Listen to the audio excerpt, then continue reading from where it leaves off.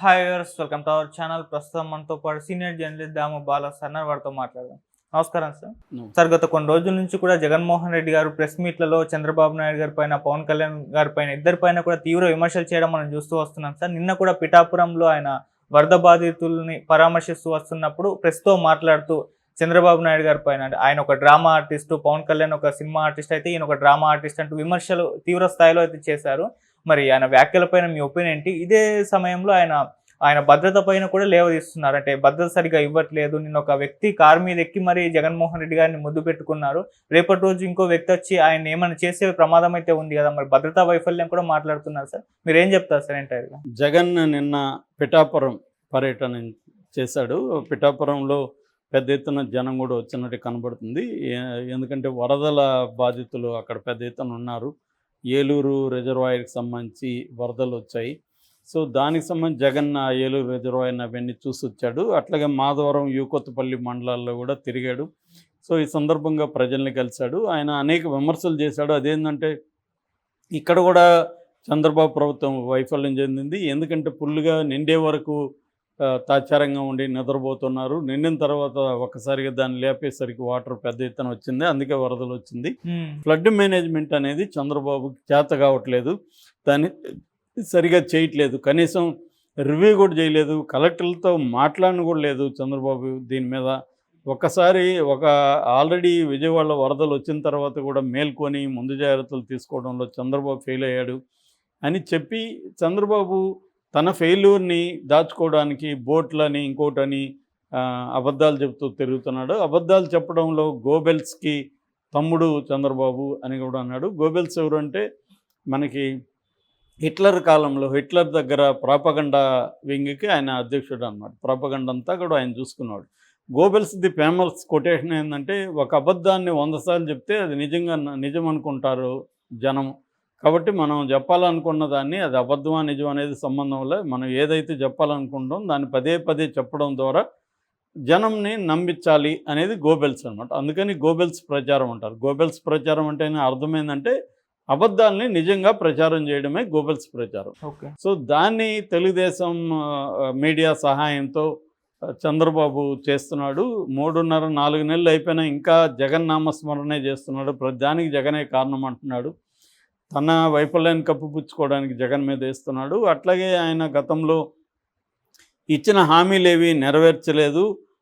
ఎన్బికెల్ని మూసేశాడు. తర్వాత సచివాలయాలను మూసేశారు. వాలంటీర్ వ్యవస్థ కంప్లీట్గా పక్కకి వెళ్ళిపోయింది.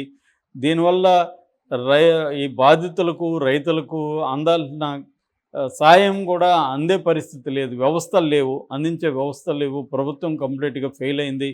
ఆయనే స్వయంగా చెప్పాడు 20% మందికి కూడా విజయవాడలో సాయం అందలేదని. ఇప్పటికీ కొన్ని వేల ఇండ్లు నీటిలోనే ఉండిపోయినాయి. మొత్తం వస్తువులు అంతా పాడైపోయినాయి. వాళ్ళకి ఇంకా కూడా సహాయం అందించడంలో క్లియర్గా ఫెయిల్యూర్ కనబడుతుంది. అట్లాగే కేంద్రం నుంచి నిధులు తేవడంలో కూడా చంద్రబాబు కంప్లీట్గా ఫెయిల్ అయ్యాడు.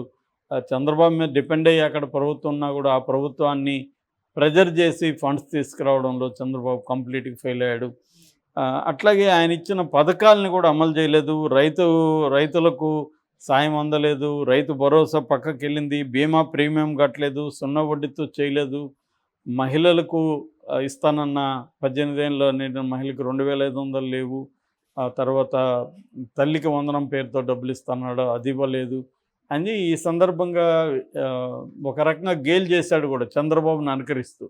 అక్కడెవరో నీకు 15,000, పాప నీకు 15,000 ఇలాగా చంద్రబాబు లాగా ఇతను మాట్లాడి చేశాడు. అంటే మామూలుగా జగన్ ఇట్లాంటివి జనరల్గా చేయడు, అవి కూడా నిన్న చేశాడు. అది విపరీతంగా వైరల్ అయింది. సో ఈ కాంటెక్స్లో పవన్ కళ్యాణ్ గురించి కూడా ఫస్ట్ టైం పవన్ కళ్యాణ్ పేరు ఎత్తాడు. ఈ మధ్యకాలంలో పవన్ కళ్యాణ్ పేరు ఎప్పుడు కూడా ఎత్తలేదు జగన్. అంతకుముందు పవన్ కళ్యాణ్ అసలు పేరు పెట్టకుండా దత్తపుత్రుడు అంటుండేవాడు. అట్లాంటిది ఈ మధ్య ఒకసారి ఎప్పుడో చెప్పినప్పుడు కూడా పవన్ కళ్యాణ్ అన్నాడు తప్ప దత్తపుత్రుడు అనట్లేదు.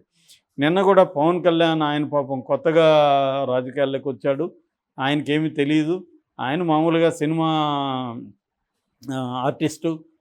ఇతనేమో చంద్రబాబు అట్లా కాదు. పవన్ కళ్యాణ్కి ఏమో సినిమాల్లో నటించడం తెలుసు కానీ రాజకీయాల్లో నటించడం తెలియదు. కానీ చంద్రబాబు రాజకీయాల్లో పవన్ కళ్యాణ్ కంటే మించిపోయాడు. ఈయన డ్రామా ఆర్టిస్ట్, ఆయన సినిమా ఆర్టిస్ట్ అయితే ఈయన డ్రామా ఆర్టిస్ట్ అని కూడా అన్నాడు.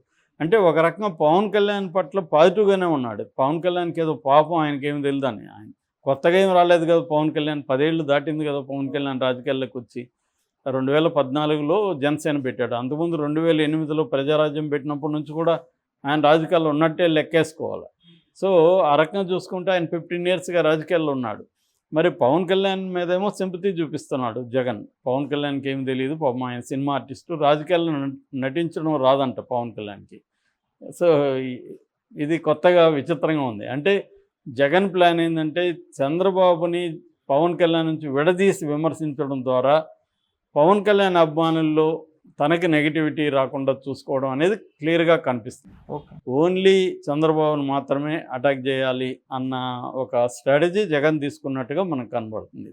సో అందుకని పవన్ కళ్యాణ్ ఏమో అమాయకుడు అంటున్నాడు, రాజకీయాల్లో నటించడం రాదంటున్నాడు, ఆయన బాధ్యత ఏమీ లేనట్టుగా మాట్లాడు. నిజానికి పవన్ కళ్యాణ్ బాధ్యత లేదా?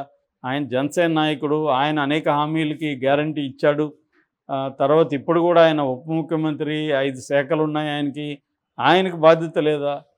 అది మాట్లాడట్లేదు జగన్. అంటే క్లియర్గా జగన్ చంద్రబాబునే టార్గెట్ చేయదలుచుకున్నాడు. పవన్ కళ్యాణ్ని టార్గెట్ చేయడం వల్ల 2024 ఎలక్షన్లలో తమకు నష్టం జరిగిందనేది కూడా వాళ్ళ రివ్యూలో తేలినట్టుగా కనిపిస్తుంది.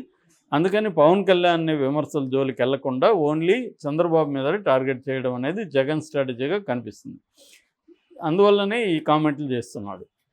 ఆల్రెడీ దానికి సంబంధించి నిమ్మల రామానాయుడు వీళ్ళు కౌంటర్ కూడా ఇచ్చారు. జగన్కి శవాలు కావాలి, అక్కడ శవాలు దొరకలేదు కాబట్టి ఫ్రస్ట్రేషన్కి గురయ్యాడు. గతంలో జగన్ వల్లే ఆ ప్రాజెక్ట్ అనేది ఏలూరు రిజర్వాయర్ కూడా సరిగా లేదు, ఇప్పుడు మేము వచ్చి అన్ని క్లియర్ చేస్తున్నాము, చంద్రబాబు ఎంత ఎఫెక్టివ్గా పనిచేస్తున్నాడు అనేది రామానాయుడు కూడా సమాధానం ఇచ్చాడు. ఏదేమైనా ప్రతిపక్షం అన్నాక విమర్శలు సహజం, అధికార పక్షం దానికి సమాధానాలు ఇవ్వడం కూడా సహజమే. కాకపోతే ఏంటంటే ఇక్కడ ప్రజలకు నిజంగా అందుతుందా లేదా అనేది ఇంపార్టెంట్.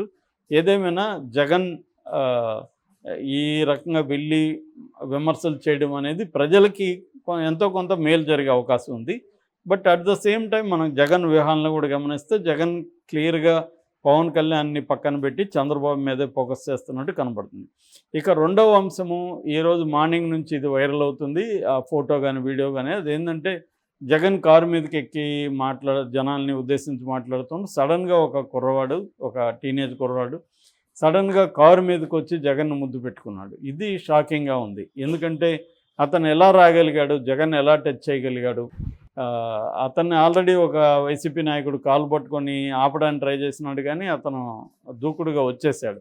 అంటే రేపొద్దున ఎవరైనా జగన్ మీద అటెంప్ట్ చేయాలన్నా ఇంత సులభమా అన్నట్టుగా ఈ సంఘటన తెలియజేస్తుంది. అందుకని జగన్ నాకు Z+ కేటగిరీ సెక్యూరిటీ కావాలి అని అడిగాడు, కానీ గవర్నమెంట్ ఇవ్వలేదు, నువ్వు ఎమ్మెల్యే కాబట్టి నీకు అంతా ఇస్తామని చెప్తున్నారు. అందుకని కోర్టుకు వెళ్ళాడు, కోర్టులో సెక్యూరిటీ ఇవ్వమని చెప్పింది, Z కేటగిరీ సెక్యూరిటీ ఇస్తామని కూడా ఆ సెక్యూరిటీ రివ్యూ కమిటీ కూడా కోర్టుకి తెలియజేసింది. అట్లాగే బుల్లెట్ ప్రూఫ్ తన ఓన్గా చేసుకోవడానికి కూడా పర్మిషన్ ఇచ్చింది.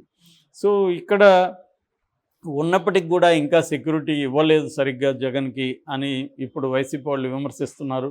అంటే కావాలని ఎవరైనా దాడి చేసుకోవాలంటే చేసుకోండి, మాకేం సంబంధం లేదు అన్నట్టుగా వదిలేశారు అనేది ఇప్పుడు విమర్శ.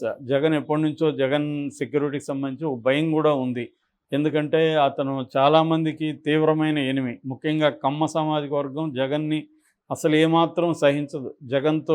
జగన్ని ఏ విషయంలో సపోర్ట్ చేసినా కమ్మ సామాజిక వర్గం వాళ్ళని సహించదు అన్నమాట. సో ఆ స్థాయిలో ఉన్నప్పుడు వాళ్ళకేముంది, వాళ్ళ ఒక 1000 కోట్లు కలెక్ట్ చేయడం పెద్ద విషయం కాదు. వాళ్ళంతా రిచ్, 1000 కోట్లు కలెక్ట్ చేసి ఏ సుపారీ కిల్లర్స్కో ఇవ్వచ్చు కదా అన్న ఒక ఆందోళన అయితే వైసీపీలో ఉంది. సో అందుకని జగన్ భద్రత పట్ల వాళ్ళు అటువంటి ఆందోళన అయితే కలిగి ఉన్నారు. సో దానికి నిదర్శనంగానే నిన్న ఒక వ్యక్తి కుర్రవాడు వెళ్ళి ఇది చేశాడు. దీని మీద ఖచ్చితంగా విచారణ అయితే చేయాలి.